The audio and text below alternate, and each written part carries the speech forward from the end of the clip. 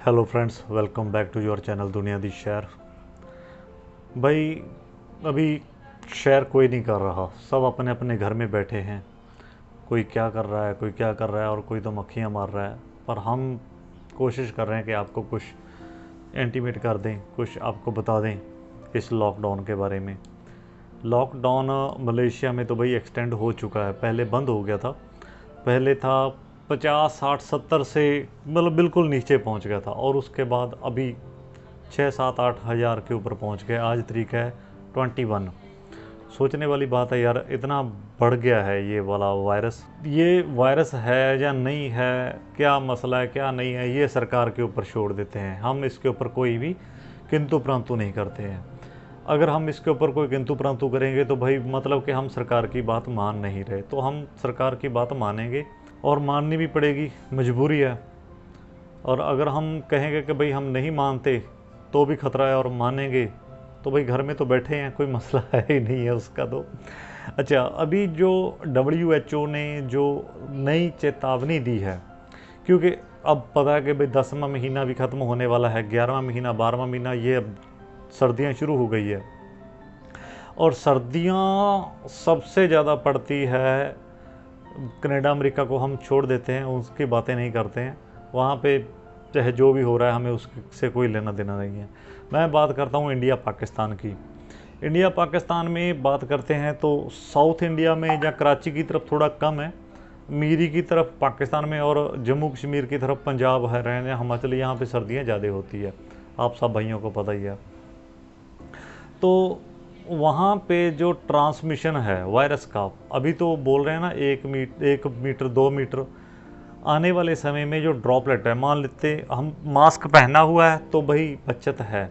अगर मास्क नहीं पहना है, गर्मियों में क्या था कि गर्मियों में अगर हम छींकते हैं तो ड्रॉपलेट ज़्यादा दूर नहीं जाती है, वो भाप बन के ऊपर चली जाती है, और जो वायरस होता है वो नीचे गिर जाता है। मान लीजिए कोई वायरस से इन्फेक्टेड है, उसके अंदर छोटे छोटे छोटे जर्म हैं, क्योंकि जो वायरस होता है वो 40 गुना ज़्यादा फैलने की आशंका है। अब के जो अभी फैल रहा है, अब से 40 गुना ज़्यादा फैलने के चांस हैं। और अगर आप ये सोचते हैं कि नहीं भाई नहीं फैलेगा या वायरस है ही नहीं है, तो आपकी भूल है। अगर सरकार आपको कुछ बता रही है, अगर आपको आपका फ़ायदा करना चाहती है, तो बच जाओ यार, जब तक वैक्सीनेशन नहीं आती। अगर अब वैक्सीनेशन पे बात की जाए तो ये भी बड़ी सोचने वाली बात होगी। अब ध्यान से सोचिएगा। पहली बात तो वैक्सीनेशन ने जी फरवरी मार्च अप्रैल से पहले आना ही नहीं है, क्लियर सी बात है। मान लो आ भी गई तो ऐसे तो पहुंच नहीं जाएगी आपके घर में। ड्रोन तो पड़े नहीं है सरकार के पास कि भाई एक एक बंदे के पास पहुंचा दो, आपको जाना पड़ेगा। अब जिसके पास पैसा नहीं है, हो सकता है कि ये वैक्सीनेशन महंगी हो, वैक्सीनेशन महंगी होने के कारण आप लगवा ना सको, तब भी आप 1 2 महीने देरी कर जाओगे। मतलब कि 2021 के आप ये मान के चलिए कि एंड तक ये वाले वायरस का कुछ ना कुछ तोड़ निकल सकता है, उससे पहले मुश्किल है। तो आपने ये नहीं सोचना है कि भाई ये आप वायरस से मुक्त हो गए हो। एक बार मैं फिर बता देता हूँ जो मेन बातें मैं बतानी थी। एक तो आपने ये नहीं सोचना कि ये वायरस ख़त्म हो गया है, वायरस ख़त्म नहीं हुआ है, वायरस अभी है।